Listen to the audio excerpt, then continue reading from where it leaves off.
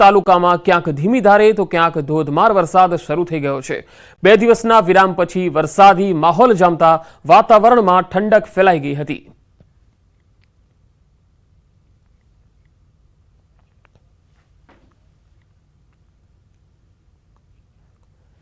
સૌરાષ્ટ્રના રાજકોટ જિલ્લામાં ધોરાજી તાલુકાના હડમથિયા ગામમાં ધોધમાર વરસાદ શરૂ થયો। હડમથિયા ગામમાં વહેલી સવારથી જ વાદળછાયું વાતાવરણ જોવા મળ્યું અને ધોધમાર વરસાદની શરૂઆત થઈ, જેના પગલે નદી નાળાઓ અને ચેકડેમ છલકાયા હતા। હડમથિયા ગામ ધોધમાર વરસાદને પગલે ધરતીપુત્રોમાં આનંદની લાગણી છવાઈ ગઈ છે। તો રાજકોટના ધોરાજીના આસપાસના અનેક ગ્રામીણ વિસ્તારોમાં સવારથી જ વરસાદી માહોલ છે। હડમથિયા ગામમાં ધોધમાર વરસાદ વરસ્યો।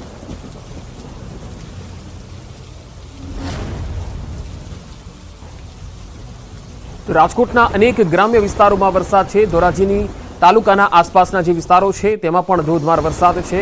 અનેક ગામડાઓમાં વરસાદ થવાથી ખેડૂતોમાં ખુશીની લહેર છે। ભારે વરસાદથી નદી નાળા અને ચેકડેમ છલકાયા છે। તસવીરોમાં જોઈ શકાય છે કે ગામમાં જે પાણીનું વહેણ છે એ જતું જોઈ શકાય છે। ધોરાજીના હડમથિયા ગામથી આ તસવીરો આવી રહી છે, જ્યાં ધોધમાર વરસાદને પગલે ગામના મુખ્ય રસ્તાઓ જળમગ્ન બન્યા છે અને અહીંયા ધોધમાર વરસાદથી ખેડૂત વર્ગ રાજી થઈ ગયો છે।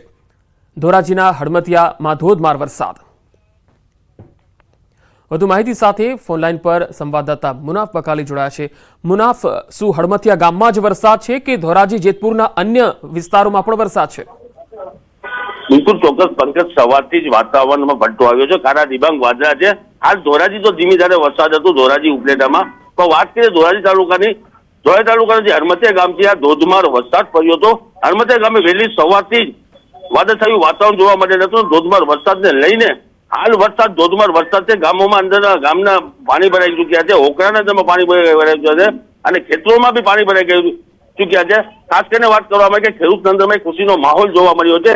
જે રીતે વરસાદ થયો તેને લઈને ખેડૂતોને ચોક્કસપણે મોટા પાયે ફાયદો થશે। મુનાફ, નદી અને ચેકડેમોની સ્થિતિ શું છે?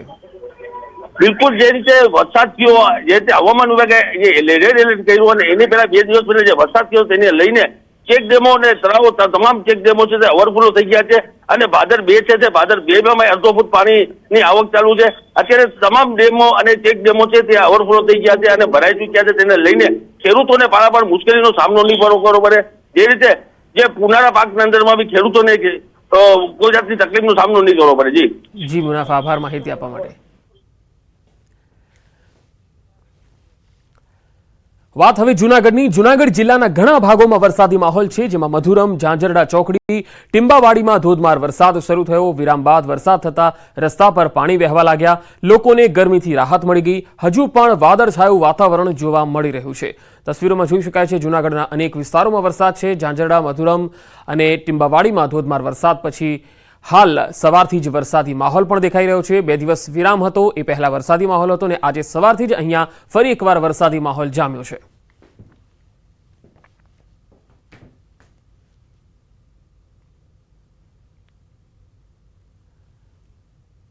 તો જૂનાગઢ જિલ્લા બાદ ગુજરાતભરની જો આપણે વાત કરીએ તો ગુજરાતમાં પણ વરસાદી માહોલ જામેલો છે। રાજકોટના ઉપલેટામાં ગ્રામ્ય વિસ્તારોમાં ભારે વરસાદ ખાબક્યો છે, જેમાં લાઠ, ભીમોરા, મજેઠી સહિતના ગ્રામ્ય વિસ્તારોમાં વરસાદ પડ્યો। વરસતા વરસાદમાં બાળકોએ નહાવાની પણ મજા માણી હતી। ગ્રામ્ય વિસ્તારમાં ભારે વરસાદને લઈ રોડ ઉપર પાણી વહેતા થયા। વરસાદને લઈને કપાસ, મગફળી, સોયાબીન સહિતના પાકોનું વાવેતર કરેલું હોવાથી ખેડૂતોમાં ખુશીની લહેર વ્યાપી ગઈ છે।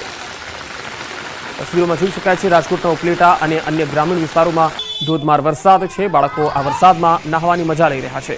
હવે આપણે બતાવીએ દ્વારકાની આ તસવીર। દ્વારકા જિલ્લામાં વરસાદી માહોલ બરાબર જામ્યો છે। કલ્યાણપુર તાલુકાના ભાટિયા અને તેની આસપાસના જે વિસ્તારો છે ત્યાં મેઘરાજાની વહેલી સવારમાં જ પધરામણી થઈ। ભાટિયામાં વહેલી સવારમાં ધીમી ધારે મેઘરાજાની પધરામણી થઈ હતી। ખેડૂતો માટે કાચા સોના સમાન આ વરસાદ વરસી રહ્યો છે। ભાટિયા પંથકમાં વીજળી ગુલ થઈ ગઈ હતી। અસહ્ય ગરમી વચ્ચે લોકો પરેશાન થતા જોવા મળ્યા હતા।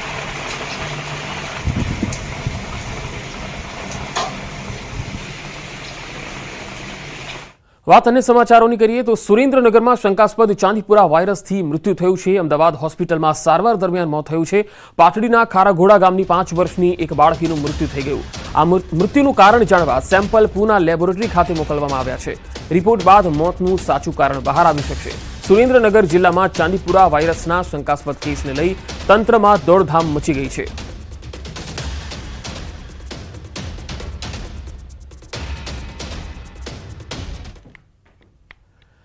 જામનગરમાં સરસ્વતી સાધના યોજનાની સાયકલો ધૂળ ખાઈ રહી છે. રાજ્યમાં 1.28 લાખ સાયકલોનું વિતરણ હજુ બાકી છે.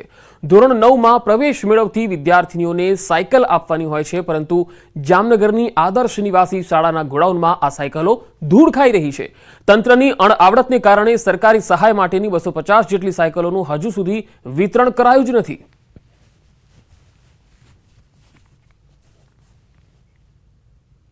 સરસ્વતી સાધના યોજના અંતર્ગત ગુજરાતમાં રાજ્ય સરકાર દ્વારા એસસી, એસટી અને આદિજાતિ વિકસિત જાતિની ધોરણ 9ની વિદ્યાર્થીનીઓ માટે વિનામૂલ્યે સાયકલ આપવાની યોજના છે. ત્યારે રાજ્યના અનેક શહેરો અને જિલ્લાઓમાં સાયકલો ધૂળ ખાઈ રહી છે. ત્યારે જામનગરના પણ જે રણજીત સાગર રોડ ઉપર આવેલ આદર્શ નિવાસી શાળા છે, ત્યાં આ સાયકલો ધૂળ ખાઈ રહી છે. 250 જેટલી રાજ્ય સરકાર દ્વારા સાયકલો તો ફાળવવામાં આવી છે. આ સાયકલો ઘણા લાંબા સમયથી અહીં પડી છે.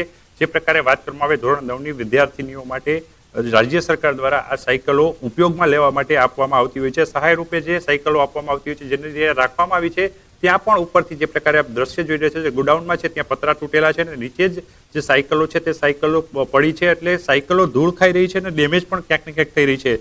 તંત્રની અણઆવડત અને અણધર વહીવટના કારણે જ આ સાયકલો ઘણા લાંબા સમયથી અહીં પડી છે. ત્યારે આ સાયકલો વિદ્યાર્થીનીઓ સુધી ક્યારે પહોંચશે એ પણ એક મોટો સવાલ છે. કારણ કે સરકાર દ્વારા જે સાયકલો આપવામાં આવે છે, તે સાયકલો અહીં ધૂળ ખાઈ રહી છે, વિદ્યાર્થીનીઓ સુધી નથી પહોંચી. તેની પાછળ જવાબદાર કોણ, એ પણ એક તપાસ માંગી લે તેવો વિષય છે. બીજી બાજુ વાત કરવામાં આવે તો જામનગર સહિત અન્ય જિલ્લાઓમાં પણ આ પ્રકારે સાયકલો પડી રહી છે. ત્યારે મોટી કાર્યવાહી કરવામાં આવે ને ખરેખર લાભાર્થી સુધી સાયકલો પહોંચે તે માટેની વ્યવસ્થા કરવામાં આવે તેવી પણ લોકોમાં અને લાભાર્થીઓમાં ક્યાંક ને ક્યાંક માગણી ઉઠવા પામી છે. કેમેરામેન મનસુખ રામોલિયાની સાથે કિંજલ કારસરિયા, ન્યૂઝ 18 ગુજરાતી, જામનગર. સુરેન્દ્રનગરમાં વિદ્યાર્થીનીઓના હકની સાયકલ ભંગાર બની રહી છે. સરસ્વતી સાધના સહાય યોજના અંતર્ગત અપાતી સાયકલ લીંબડીમાં કચેરીના જૂના બિલ્ડિંગમાં જ ધૂળ ખાઈ રહી છે. નવા સત્ર સાથે શાળાઓ 2 મહિનાથી શરૂ થઈ ગઈ, પણ શિક્ષણ વિભાગના અણઘડ વહીવટના કારણે 700 જેટલી સાયકલનું વિતરણ નથી થઈ શક્યું. લીંબડી અને ચૂડા તાલુકાની વિદ્યાર્થીનીઓને આપવાની સાયકલ હાલ વરસાદમાં પલળીને કાટ ખાઈ રહી છે અને ભંગારમાં પરિવર્તિત થઈ રહી છે. તેમ છતાંય અધિકારીઓના પેટનું પાણી નથી હાલી રહ્યું.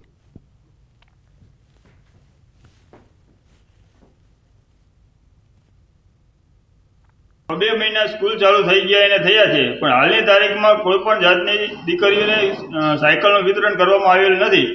લીંબડી તાલુકા પંચાયતની અંદર 1000થી વધારે સાયકલો કાટ ખાય છે. તો અત્યારે વરસાદી વાતાવરણના કારણે દીકરીઓ 2 કિલોમીટર ચાલતા જાય છે. તો આ દીકરીઓને તાત્કાલિક ધોરણે સાયકલો વિતરણ કરવામાં આવે. આ સાયકલો બિનઉપયોગી અહીંયા આગળ પડેલી છે, જેનું વિતરણ થતું નથી.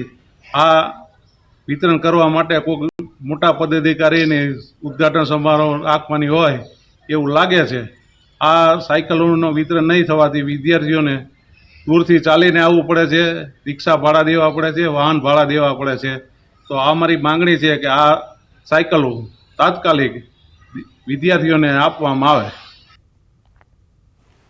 તો લીંબડી શહેરમાં કન્યા વિદ્યાલય અંદાજે 1.5થી 2 કિલોમીટર દૂર હોવાથી વિદ્યાર્થીનીઓને પગપાળા ચાલીને શાળાએ જવા માટે મજબૂર થવું પડે છે. તો ચૂડા તાલુકાના ગ્રામ્ય વિસ્તારમાં તો વિદ્યાર્થીઓની હાલત વધારે કફોડી છે.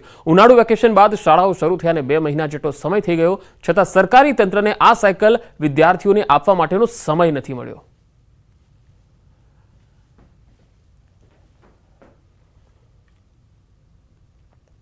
સુરેન્દ્રનગર જિલ્લામાં સરસ્વતી સાધન સહાય યોજના અંતર્ગત વિદ્યાર્થીઓને આપવામાં આવતી સાયકલો છેલ્લા 2 મહિના કરતા વધુ સમયથી આ લીંબડીની જે જૂની તાલુકા પંચાયતની કચેરી છે, આ કચેરીમાં ધૂળ ખાતી નજરે પડી રહી છે. એક તરફ સરકાર દ્વારા વિદ્યાર્થીઓને ભણાવવા માટે અને બેટી બચાવો બેટી પઢાઓના મોટા મોટા નારા લગાવવામાં આવી રહ્યા છે. બીજી તરફ ક્યાંક ને ક્યાંક તંત્રના અધિકારીઓ છે, એમની અણઆવડતના કારણે આ સાયકલો છે ધૂળ ખાઈ રહી છે અને ભંગારમાં પરિવર્તિત થઈ રહી છે.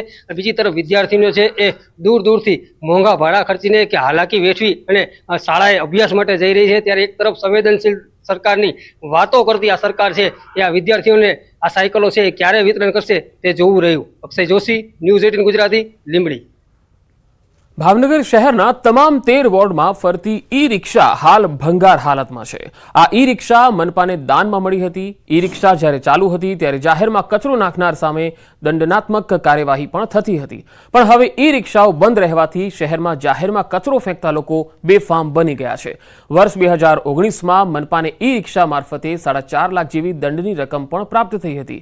આ ઈ રિક્ષા છેલ્લા 2 વર્ષથી નીલમબાગ ખાતેના મનપાના ગેરેજમાં બંધ હાલતમાં છે. સૂત્રો પાસેથી માહિતી મળી છે કે એક ઈ રિક્ષા અને તેના કર્મચારીનો ખર્ચ ₹50,000 જેટલો થતો હતો, જે મનપાને પોસાય તેમ ન હોવાથી ઈ રિક્ષાઓ બંધ હાલતમાં અત્યારે દેખાઈ રહી છે. હવે જોવું રહ્યું કે આ ઈ રિક્ષાઓ ફરીથી શરૂ થાય છે કે નહીં.